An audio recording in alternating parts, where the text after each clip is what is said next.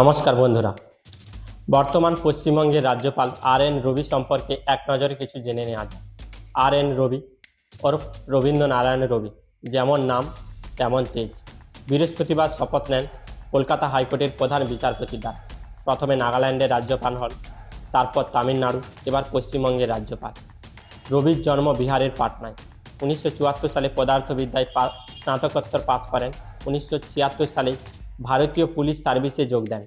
তারপর তিনি কেন্দ্রীয় সংস্থা সিবিআই এবং আইবিতে কাজ করেছেন। গোয়েন্দা কর্তা হিসেবে জম্মু কাশ্মীরে, উত্তর পূর্ব ভারতে এবং মাওবাদী প্রভাবিত এলাকায় কাজ করেছেন।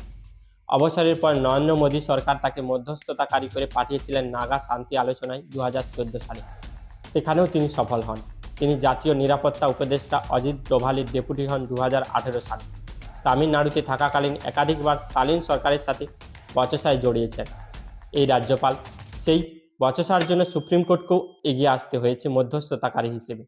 এখন ভোটের মরশুম, হঠাৎ করে রাজ্যপাল হয়ে পশ্চিমবঙ্গে আসছেন, কিন্তু তাতে দিদি কেন আতঙ্কিত হয়ে গেছেন? আপনাদের কি মতামত? কমেন্টে জানাবেন অবশ্যই।